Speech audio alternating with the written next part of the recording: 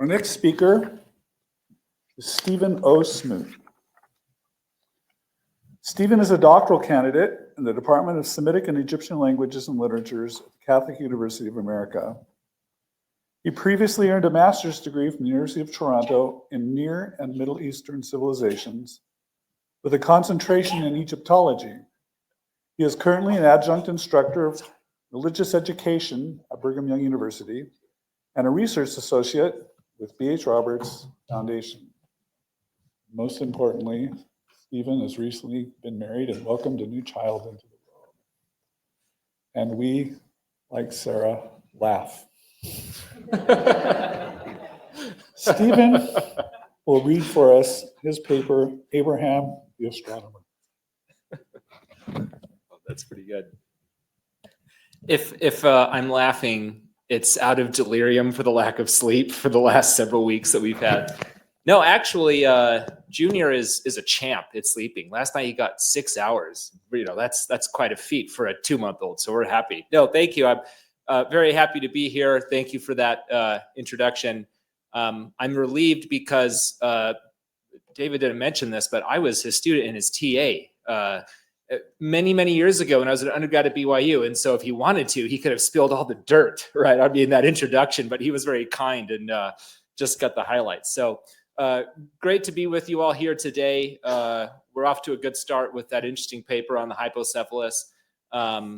When people ask me what's my favorite facsimile, I say, well, you know, we don't have a favorite facsimile, but it's facsimile too, of course, right?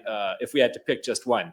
So good stuff there. I'm here to talk about today, there we have it, this topic of Abraham as an astronomer, which is something that us as Latter-day Saints obviously find very interesting and pertinent.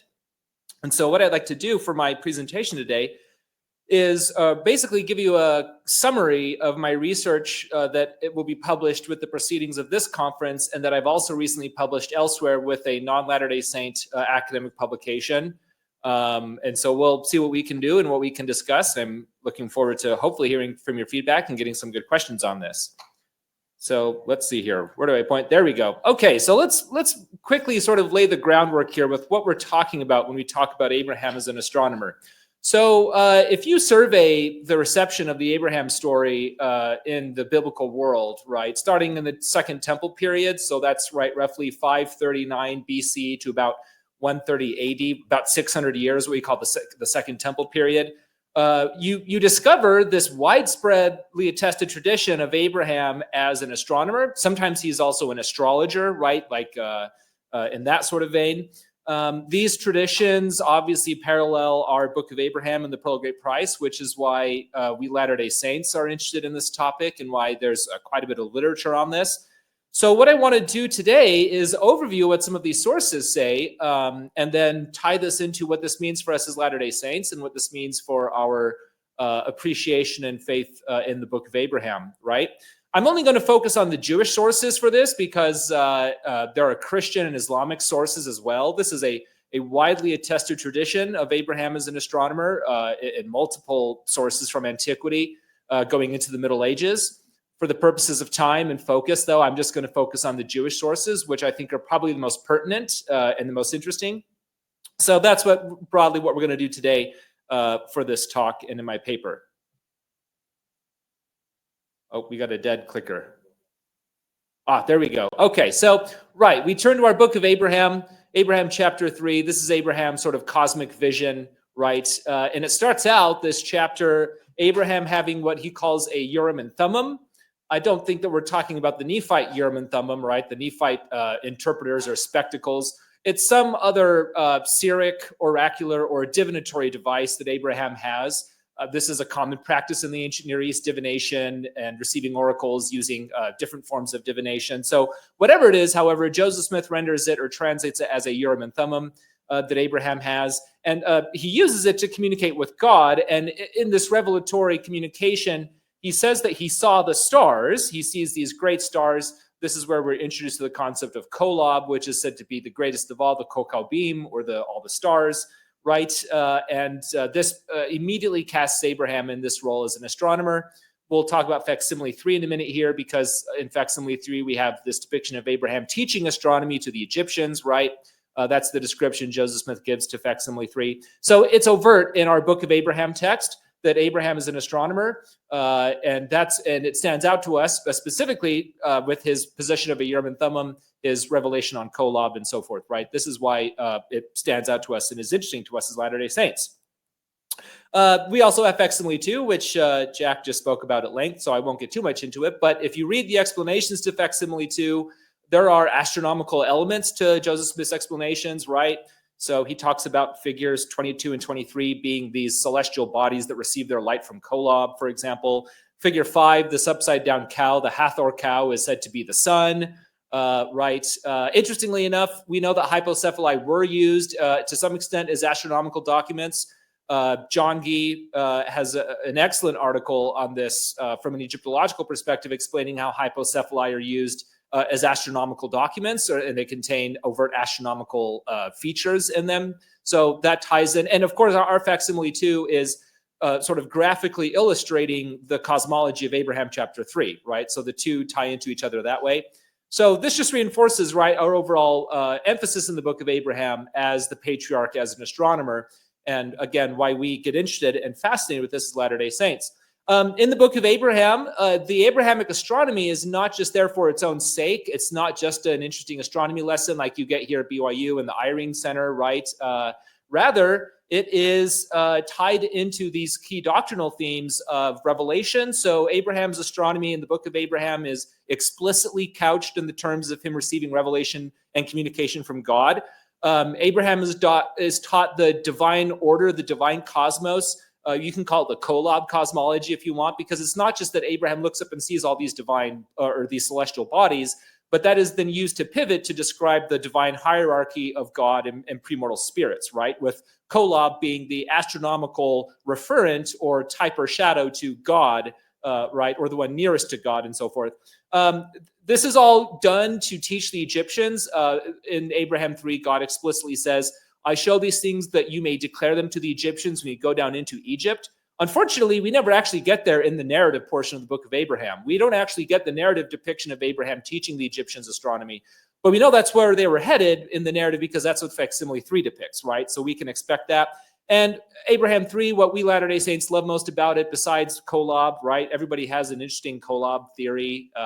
I've got a Kolob theory. We'll share it for another day. But we love Kolob and we love the premortal council, right? Where Abraham sees the divine council of premortal spirits. He calls them intelligences, says some of them were great and noble ones, right? And God talks about the plan of salvation. So the astronomy is deliberately tied in with the cosmology of Abraham and the teachings of Abraham, right? That we as Latter-day Saints appreciate. Okay, so let's start out here with that sort of groundwork. Let's look actually at our ancient sources, Jewish sources on Abraham as an astronomer. I'm just going to hit the highlights, right? Because it's pretty exhaustive. For those of you, you may be aware of a book that was published by Farms some 25 years ago or so called Traditions About the Early Life of Abraham. I believe it's online on the Scripture Central website, and so you can read it for free. It's unfortunately out of print. It's kind of expensive to get a physical copy, but it is online now. And that was John Twetness, John Gee, and Brian Hauglid that assembled these sources from the ancient world and from the medieval world on traditions about Abraham. And there's a lot on Abraham as an astronomer. So if you want to sort of get a fuller picture, you can check out that accessible book online. I'm kind of shamelessly drawing from this article that I published earlier this year with Brill, a book titled Imitating Abraham, Ritual and Exemplarity in Jewish and Christian Contexts. So in other words, the reception of Abraham as a figure, a biblical figure that Jews and Christians and even Muslims emulate in both ritual practice and in piety and in their religious imagination. I have an article on this about Abraham as an astronomer in the Second Temple and Rabbinic Judaism, right? And so again, besides the proceedings of this conference, if you'd like to look at my other work here, you can access that as well. I suppose because it's a Brill volume, you might need to take out a second mortgage on your house or something to get the book. But if you have university access to Brill, you can get it there.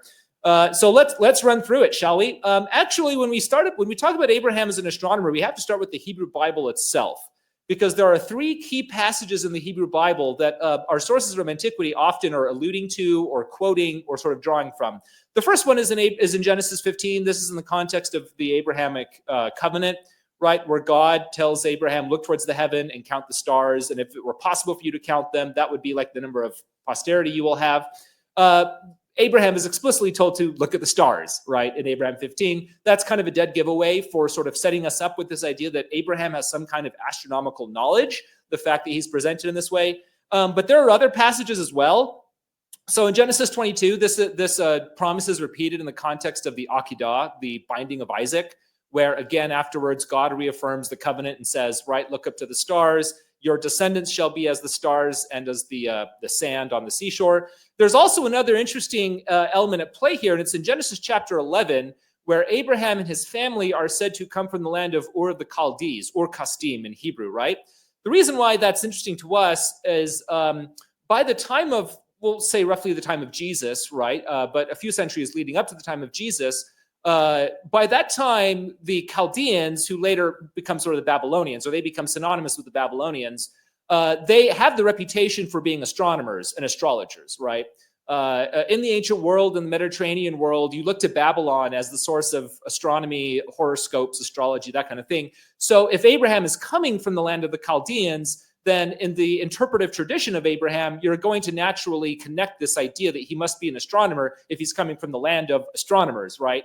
If you read in the book of Daniel, you'll recall when the king calls for his soothsayers and his astrologers and his Chaldeans. And you wonder, that's kind of a weird thing. That's because by that time, Chaldean had also taken on the sort of somewhat pejorative sense of like someone who is superstitious or someone who's into horoscopes or something like that, right? So there's another sort of interpretive thread here from the Hebrew Bible that our authors from antiquity are playing with as they formulate this tradition of Abraham as an astronomer, okay? So that's from the Bible. What about our non-biblical sources? So one of our important ones is from the book of Jubilees. This is composed, we believe, sometime 2nd or 3rd century BC. We have copies of it at Qumran, right, among the Dead Sea Scrolls. We have other copies later. It's actually in the Ethiopic Christian canon, the book of Jubilees, right? So there's an Ethiopic codex with Jubilees in it. And we get this picture of Abraham as an astronomer in Jubilees in a really interesting fashion, because Abraham's astronomy leads him to discovering that there's only one God, right? And it leads him away from the idolatry of his father Terah, and it leads him into acknowledging God as the only sole, deity in the universe, right? So here's an excerpt. We won't read the whole thing, but you can kind of see here the punchline. There's Abram sitting at night. That's like in the Bible and in the book of Abraham.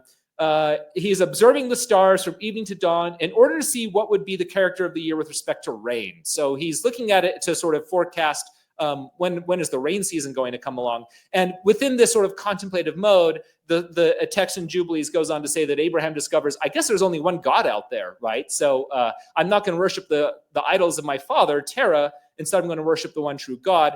Again, linking a revelatory experience that Abraham has with his stargazing, right? So that's Jubilees. What about Qumran? I mentioned the Dead Sea Scrolls. David Seeley here is a Qumran guy, so if you have any questions directed to him, he can tell you all about the Dead Sea Scrolls. But we have a Dead Sea Scroll of Qumran, 4Q225, where it seems to be an early example of Jewish astrology, and the text of Abraham of Genesis 15 is used in this fragment from Qumran to sort of give a sense of early Jewish astrological practice. I don't recall offhand the precise terminology. It's in my paper, but the scribes of Qumran, they shift some of the verbs from what's in the Hebrew Bible, and they give it a more sort of sense of Abraham is intently staring at the stars, right? Not just broadly looking at them, but he's like intently studying them. They use a sort of subtle verbal shift to communicate this. Philo, here's our friend Philo of Alexandria, right? He's a very important Jewish source in the Greco-Roman Jewish tradition. He produces voluminous works interpreting the Hebrew Bible. If you're having trouble falling asleep at night, go read some Philo, right? Because Philo just goes nuts with this stuff. He goes on and on and on. And he's part of the allegorical school of Jewish Hellenistic interpretation of the Bible, right? So Philo did not meet a name or person in the Bible he does not love to allegorize on, and he does this on Abraham. He allegorizes on Abraham's name, and he makes a big deal about the fact that Abraham's name means exalted father, and Philo says, well, how is he an exalted father? He's an exalted father because of how smart he is, and that includes the fact that he's smart in astronomy, right? So Philo takes it sort of in that direction. So we've got Qumran, we've got Philo. Here's our friend Josephus. Probably everybody here has heard of Josephus at some point, right?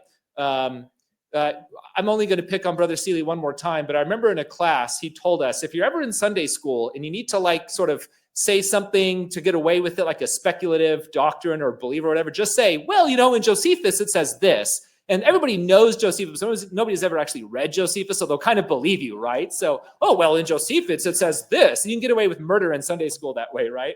Yeah, there you go. Thumbs up for Brother Seeley. No, but what Josephus does do is he also preserves this account or tradition of Abraham as an astronomer, okay? He goes at length describing how Abraham is an astronomer. But what's really interesting about Josephus is the fact that he explicitly names sources that he is quoting from when he talks about Abraham being an astronomer, okay? So obviously Josephus knows about the Bible. He knows about the Old Testament and the story of Abraham in there, but he cites three people. He cites Berossus, he cites Hecataeus of Abdera, and he cites Nicholas of Damascus as these, including a Gentile source, Hecataeus of Abdera, right? This Greek historian. I think Berossus, he's Jewish, but he's living in Babylon, right? But Hecataeus is a Gentile authority.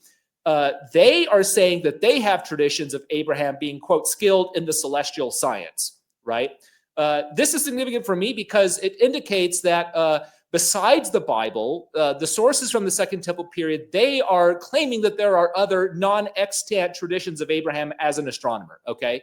So I make the contention in my paper that it's not just the Bible that these guys are getting this idea from. They're getting it from other unknown sources as well, right? We just get mentioned them. We don't, unfortunately, have preservation of their records besides these little quotations or mentions in Josephus. Why are we interested in this? Again, here's facsimile 3, if you can kind of see the overlay here. Josephus goes on to say that Abram conferred with the Egyptians and he taught them both arithmetic and the science of astronomy, right?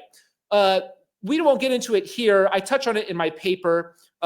Josephus was a source conceivably available to Joseph Smith, right?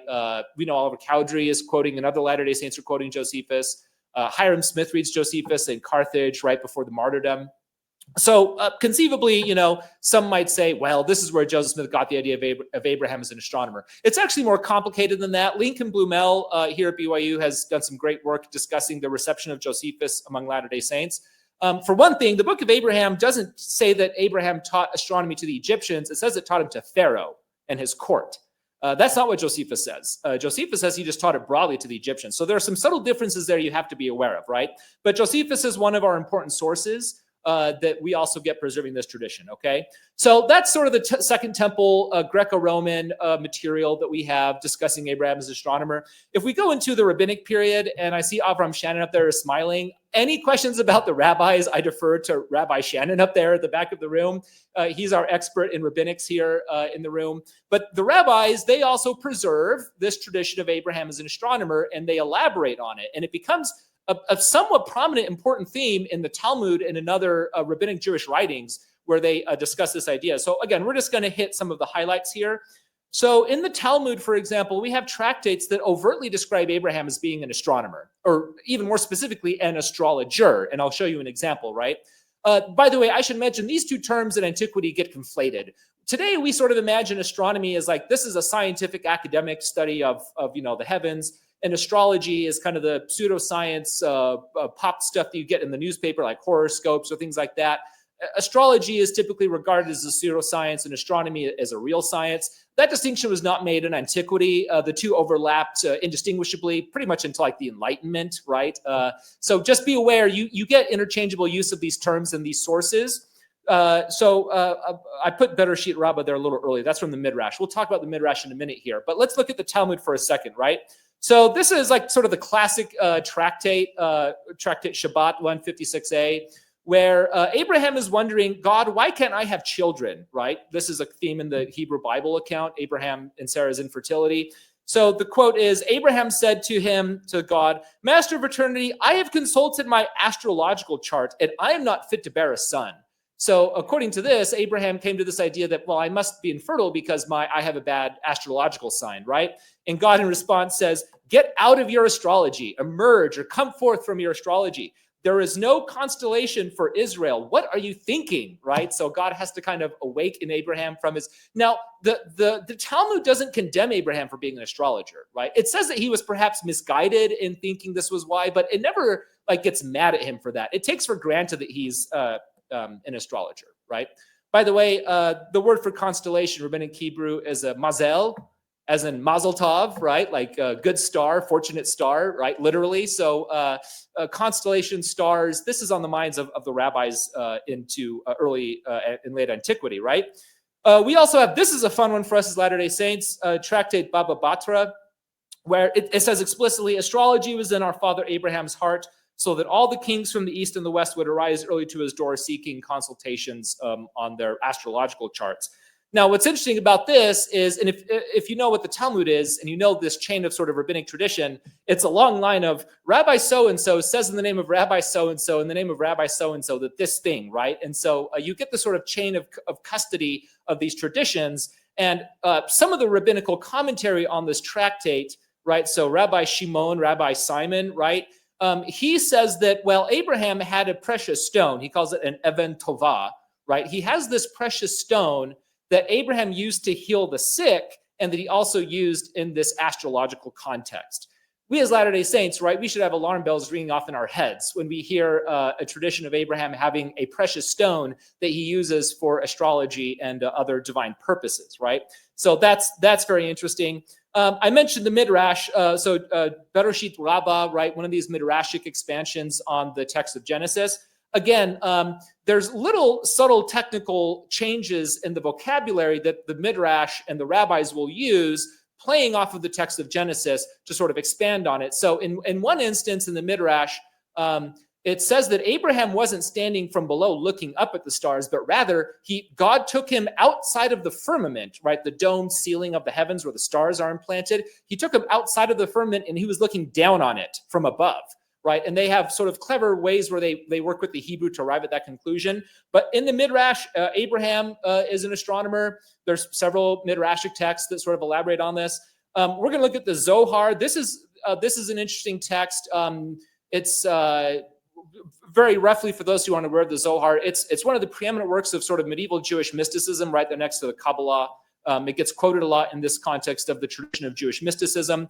It purports to be an account written by a rabbi basically during the time of Jesus, the 1st or 2nd century AD. But the earliest sort of extant samples of it are from the medieval period, right, from medieval Spain. So there's debate about how old is the Zohar, right? If you are a pious, faithful Jew who is into the mystical tradition, then you're going to take seriously the idea that the Zohar, its antiquity and its historicity, but whether you do or not is kind of not germane to our purposes here. We mostly care about the fact that what we get in the Zohar is this interesting idea that Abraham had what it calls a tikla, okay? So in this tractate on Genesis, lech lecha, that's the Hebrew for when God says, Abraham, get going, lech lecha, out of your country.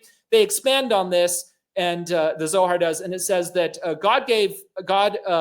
so Abraham knew and tested the dimensions of the inhabited world because God had given him a spirit of wisdom, it says. He gained insight to them, and he weighed them with and the word in Aramaic in the Zohar is a tikla, okay?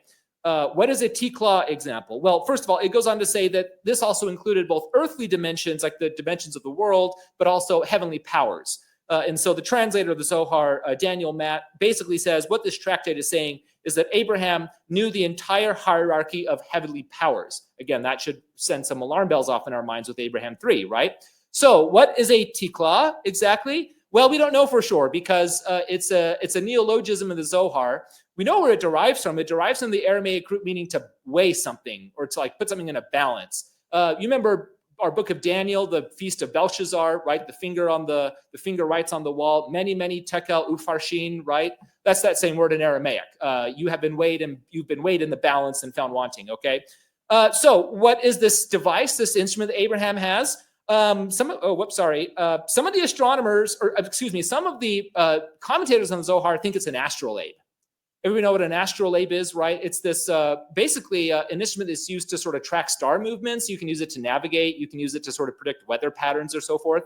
That's kind of interesting for us, right? The idea that Abraham might have some kind of an instrument that he's actually using to measure, it says here literally, to measure and balance the hierarchy of cosmic powers with, right? Perhaps it's an astrolabe. That would be anachronistic for Abraham's time, we must say, right? The astrolabe, our earliest attestation is like it's an Islamic convention, I believe, right? Maybe from late antiquity. So probably not an actual astrolabe like we think about it today, but the idea of Abraham having some kind of a device is very interesting for us, right? As Latter-day Saints in this context, okay? So what do we get from these sources? I just kind of run through and, like I said, hit sort of the highlights, right? The chart toppers of these different sources from antiquity. Our sources are pretty much universal in connecting Abraham's stargazing with revelation, okay? So very few of these sources think that Abraham was an astronomer just for the sake of being an astronomer. That's kind of what Josephus and Philo say. But outside of them, most of these sources are connecting it with Abraham as a revelator or as a prophet, okay? God is giving him a revelatory cosmic sort of experience in his stargazing. Our sources depict Abraham's astronomy is connected with him being wise, being learned, being faithful. This is important for Josephus and Philo because in the Greco-Roman world, if you want your religion to have kind of prestige or have sort of respectability, you've got to tie it back into antiquity as much as you can. It's funny to say that, right? In the Roman world, the ancient Roman world, your religion had to be old and it had to have like deep roots in antiquity for their time in order for it to be kind of taken seriously. So Philo and Josephus want us to understand Abraham, later Jewish religion from the Second Temple period as connecting back to this wise, learned, Greco-Roman kind of esque philosopher, astronomer guy. Philo calls him a meteorologist, right, in that Greek term. So, but the other thing, of course, here, the imagery of the stars, of course, links to Abraham's posterity. There are other sources I cite in my article that go in length on this, and sort of divine mystery. Again, these sources of depicting Abraham being drawn out of the cosmos so that he can sort of have this out-of-body experience where he looks down on the firmament from above in God's presence. So, like I said, just kind of hitting, well, let me mention this here real quick, right? So I mentioned that the Bible is kind of our main, well, one of our main important sources on this, on preserving this idea that Abraham is an astronomer. But I think it's very likely that there were other now lost traditions. Some of them are preserved in Josephus. I know that there's sort of a school of thought where people want to sort of downgrade or sort of dismiss Josephus when he says he's quoting other people. Obviously, we need to treat these sources with a critical eye and not just take them at face value. But I see no real reason to object to the idea that Josephus could have been drawing on other putative, now lost sources from antiquity, also preserving this tradition, right? This is common in the ancient world where we only have mention of other authors or their works from quotations of others. Their works are now lost. So what this means is there seems to have been an independent tradition outside of the Bible of Abraham as an astronomer, right? Besides what's in the Bible itself. So these are kind of the two rungs that we can sort of climb on here, the biblical source and non-biblical traditions that seem to be preserved in antiquity, right? Okay, so for the last couple of minutes now, let's look at this from a Latter-day Saint perspective. So what do we do with this as Latter-day Saints, right? What do we do with these sources from antiquity of Abraham as an astronomer? Well, let's first again sort of go back to what our Book of Abraham contributes to all of this, right? So our Book of Abraham doesn't really depict Abraham as an astrologer the way he's depicted at Qumran or in some of these rabbinic sources, right? Instead, the astronomy in Abraham chapter 3 is clearly setting up for the revelation of the divine counsel and the creation, right? And as a matter of fact, in verses like 18 and 19 of Abraham chapter 3, that's the pivot where we go from his astronomy lesson where he sees Kolob and Kokab and Kokabim and Shineha and these things, right? We go from that hierarchy, that tiered hierarchy of celestial bodies, and it says, you start at the earth where you're standing, Abraham, the earth upon which thou standest, and you go up and these grades of stars until you get to Kolob, which is the greatest of all the Kokabim. And then verse 18 says, so likewise, one spirit is greater than another until you get to me, I, the Lord God, am greater than all of them, right? So it's clearly tying into our premortal council doctrine or theology. The idea of agency and progression in the cosmos, that's also what it's tying into, right? We will prove them herewith to see if they will do all things whatsoever the Lord their God shall command them. And then, like I said, our divine, I like to call it our Kolob cosmology. So we need to be careful not to just sort of indiscriminately point to all of these sources from antiquity and say, this is exactly like in our Book of Abraham. There are appreciable differences, even among the sources themselves. So we need to have a bit more of a critical eye in how we evaluate these things and make sense of them. That being said, let's get to sort of the million-dollar question we're all probably wondering about, right? Are these sources evidence for the Book of Abraham? I think the answer is absolutely yes. At a very minimum, they absolutely provide an ancient context in which we can situate the Book of Abraham, and they provide an interpretive backdrop in which we can situate our Book of Abraham text, right? So at a bare minimum, you can absolutely situate the Book of Abraham in this broader ancient tradition of Abraham as an astronomer, okay? It's basically special pleading to pretend otherwise, right? To sort of try to argue or downplay that these things aren't important. They absolutely are. So at a minimum, you can say that. However, and this is the big caveat that I have to say here and in my paper, we have to be careful to say that this doesn't prove the Book of Abraham, quote unquote, right? And the reason for that being is it's impossible, difficult, if not impossible, to prove that these traditions go all the way back to Abraham himself, right? The earliest we can say, again, Second Temple period, we have the Hebrew Bible, but before that, kind of all bets are off on what other traditions may have been preserved or circulated in antiquity, right? So we don't want to go so far as to say this proves once and for all the Book of Abraham is true. It may be of interest and it may be significant that the Joseph Smith papyri, the papyri Joseph Smith acquired, they date to the time of most of these traditions, right? They date to the Ptolemaic period when most of these traditions begin to really flourish and circulate, right? 3rd, 2nd century BC. So there may be some significance there. I know David Calabro is going to be talking later about some of this stuff. So that's an ongoing conversation to have about how that might factor into it.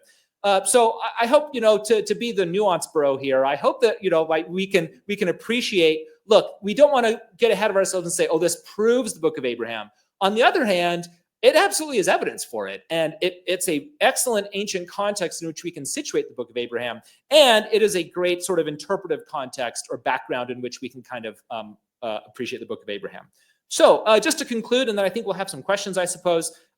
This idea of Abraham as an astronomer, it is a well-enduring and long tradition, both in Jewish and Christian and Islamic tradition, right? So again, if you read that traditions about the early life of Abraham book, they preserve a lot of these other sources. Our restoration text, the Book of Abraham, it offers a unique sort of revelatory lens or context in which we can approach these traditions, right? And we can come to the table in the broader discussion among Jews, Christians, and Muslims and saying, we as Latter-day Saints bring this Book of Abraham to the table, and here's the light that it sheds on this topic or on this theme of Abraham as an astronomer, right? The way I approach this, again, without saying, well, this proves it's all true, we have ancient tradition and we have modern revelation, and you can synthesize them together both to sort of bolster our faith in the credibility of the Book of Abraham, but also to sort of bolster our understanding of this motif of Abraham as an astronomer, right? That to me has proven to be a very worthwhile avenue to sort of bring these two strands together in sort of a more holistic or synthetic way, as opposed to the more sort of polemical treatment that it gets sometimes with this, right? So I think that's it now. So thank you very much for your attention. I'll look forward to your questions.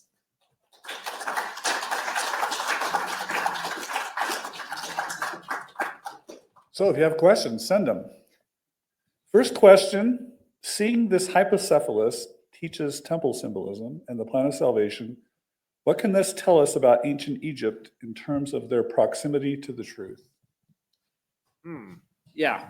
So I'll try to be brief on that because, I mean, Hugh Nibley has a whole book on this, right? Or several books on this, right?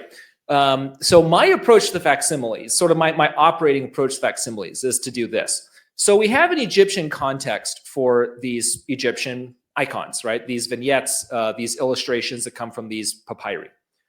We can, and we should do our best to understand the Egyptian context and understanding of what these illustrations mean, including, we'll just say facsimile 2 for now, okay? We also have Joseph Smith's explanation, as he calls them, to these pictures, to facsimile 2, to these images. And in some cases, we get a very interesting convergence with the Egyptological understanding. In other cases, we don't, right? And this has been, for some people, some cause of concern. I take the approach where I see Joseph Smith as an inspired prophet and seer who is doing more than just trying to analyze the, quote, Egyptian side of things. He's trying to reinterpret and reappropriate these images in this new context as he's revealing the temple, Again, Jack spoke about this at length, right? That he is clearly reappropriating this imagery into a new temple context. Now, in a lot of cases, that reappropriation works really well, and it's really interesting, right? John Thompson and I and John Gee and Kerry Muhlestein published a book a couple years ago where we touched on this. Some of these figures undeniably have these associations that Joseph Smith is making. So to sort of get to the question, the proximity to truth, I think a lot of that proximity to truth comes from Joseph Smith as a seer and revelator, being the one who was inspired to bring that proximity, right, between this Egyptian material to what God was revealing to him at the time of his exposure to this content. So roughly speaking, from this very excellent but kind of broad question, that's how I would approach it. And that's how I would try to make that proximity and how we can appreciate it as Latter-day Saints. Okay, and then we have one comment here. Would you like to say anything about your theory about Kolob? Well, it's not the center of the Milky Way. I'm sorry. I know that's the really popular one. No, we actually have a chapter. Again, I mentioned the book that John Thompson and I and John Gee and Kerry Muhlestein did. We have a chapter on Kolob. And if there is a real Kolob out there, some kind of a star or something, I think it might be Sirius, the dog star, Canis Major, right? And go read our chapter about it and why. The reason being is the way the ancient Egyptians understand Sirius and its importance, it matches up with Kolob in a lot of interesting ways, right? So the Egyptians looked to Sirius. The heliacal rising of Sirius was marked the onset of the flooding of the Nile, right? That's when they knew when we see Sirius in the sky, we know that the flood is coming, so we can get ready for our crops. And there is just this massive inundation, sort of mythological and religious significance attached to Sirius for the ancient Egyptians, right? And we kind of touch on this. So if there's, like I said, if there's a real Kolob out there, I think it might be Sirius, right? The dog star. Other than that, however, Kolob is I'm clearly Junior meant to Banta. be a astronomical I grew up in stand-in for, Kinshasa, Jesus singing Christ, songs who is like this approximately with the my nearest family to God, every night. right? The one nearest to God's presence or whatever. Our new film series so we can entitled appreciate it. Not Whatever by fun Bread theory, Alone that might be wrong, includes right? Maybe the it's not serious. I don't know. But if it's not, that's okay, because the more significant understanding of what Kolob is a symbol or a type or a shadow for Jesus Christ. And if you look at Abraham 3, right, it's there's 15 other stars around Kolob or whatever. There's this whole cosmology. Again, the parallels with Jesus and his disciples and all that. You can kind of play on this. But yeah, I don't know. Gun to my head, I think it's probably Sirius, which is kind of fun to think about. We get into the etymology of Kolob. We reconstruct it from the Afro-Asiatic root, meaning to be near or close to something, which is really interesting. But again, for all of our Hebrew friends here, what's the Hebrew word for dog? Caleb, right? So that's kind of interesting. So that's kind of my theory I'm running with right now. I hope I don't get in trouble for it. I hope I'm okay to have that right. So are you guessing there will be a hymn, High to Kolob, in the new hymn book? Well, I've been on the record saying before, I don't want us to take out Kolob hymns. I want more Kolob hymns. And if you look at 19th century Latter-day Saints, the one we have by William Phelps, that's the one that got in the hymn book. There were a lot more. There were a lot of Kolob hymns, right? I want all of them in the new hymn book, right? We need more Kolob, not less of it. That's my general policy. And maybe High to Sirius. Yeah, exactly. Yeah. Thank you, Stephen. That was exhilarating. Thank you. Appreciate it.